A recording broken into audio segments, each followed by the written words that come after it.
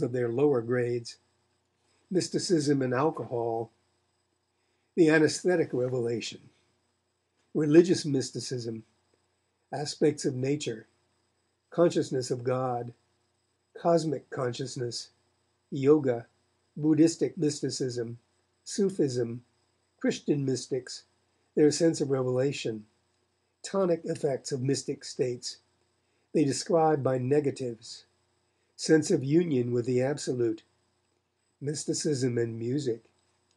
3 conclusions. 1. Mystical states carry authority for him who has them. 2. But for no one else. 3. Nevertheless, they break down the exclusive authority of rationalistic states. They strengthen monistic and optimistic hypotheses. Lecture 18. Philosophy. Primacy of feeling in religion, philosophy being a secondary function. Intellectualism professes to escape objective standards in her theological constructions. Dogmatic theology. Criticism of its account of God's attributes. Pragmatism as a test of the value of conceptions. God's metaphysical attributes have no practical significance. His moral attributes are proved by bad arguments. Collapse of systematic theology. Does transcendental idealism fare better? Its principles. Quotations from John Caird. They are good as restatements of religious experience, but uncoercive as reasoned proof. What philosophy can do for religion by transforming herself into science of religions. Lecture 19. Other characteristics. Aesthetic elements in religion. Contrast of Catholicism and Protestantism. Sacrifice and confession. Prayer. Religion holds that spiritual work is really effected in prayer. 3 degrees of opinion as to what is effected. 1st degree, 2nd degree, 3rd degree. Automatisms, their frequency among religious leaders. Jewish cases. Muhammad, Joseph Smith. Religion and the subconscious region in general.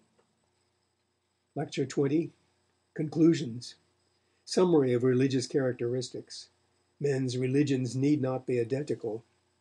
The science of religions can only suggest, not proclaim, a religious creed.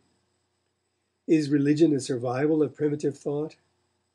Modern science rules out the concept of personality. Anthropomorphism and belief in the personal characterize pre-scientific thought. Personal forces are real in spite of this. Scientific objects are abstractions, only individualized experiences are concrete. Religion holds by the concrete. Primarily, religion is a biological reaction. Its simplest terms are an uneasiness and a deliverance. Description of the deliverance. Question of the reality of the higher power. The author's hypotheses. 1. The subconscious self as intermediating between nature and the higher region. 2.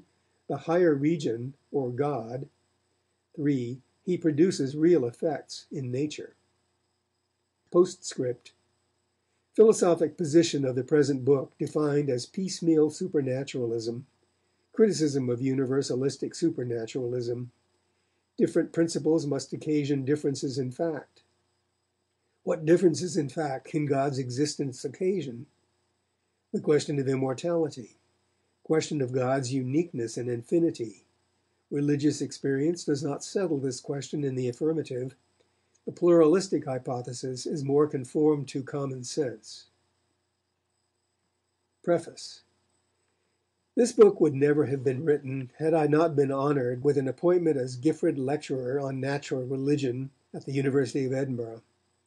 In casting about me for subjects of the 2 courses of 10 lectures each, for which I thus became responsible, it seemed to me that the first course might well be a descriptive one on man's religious appetites, and the second a metaphysical one on their satisfaction through philosophy. But the unexpected growth of the psychological matter as I came to write it out has resulted in the second subject being postponed entirely, and the description of man's religious constitution now fills the 20 lectures.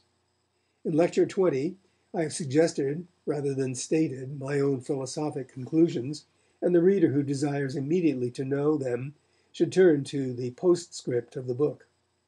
I hope to be able at some later day to express them in more explicit form.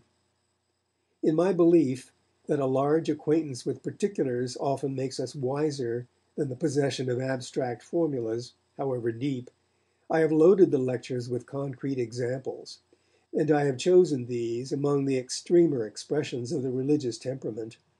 To some readers I may consequently seem, before they get beyond the middle of the book, to offer a caricature of the subject. Such convulsions of piety, they will say, are not sane. If, however, they will have the patience to read to the end, I believe that this unfavourable impression will disappear, for I there combine the religious impulses with other principles of common sense which serve as correctives of exaggeration and allow the individual reader to draw as moderate conclusions as he will. My thanks for help in writing these lectures are due to Edwin D. Starbuck of Stanford University, who made over to me his large collection of manuscript material, to Henry W. Rankin of East Northfield, a friend, unseen but proved, to whom I owe precious information, to Theodore Flournoy of Geneva, to Canning Schiller of Oxford, and to my colleague Benjamin Rand for documents, to my colleague Dickinson S. Miller, and to my friends Thomas Wren Ward of New York and Vincenti Lutoslawski, late of Krakow, for important suggestions and advice. Finally, to conversations with the lamented Thomas Davidson and to the use of his books at Glenmore, above Keene Valley, I owe more obligations than I can well express. Harvard University, March 1902.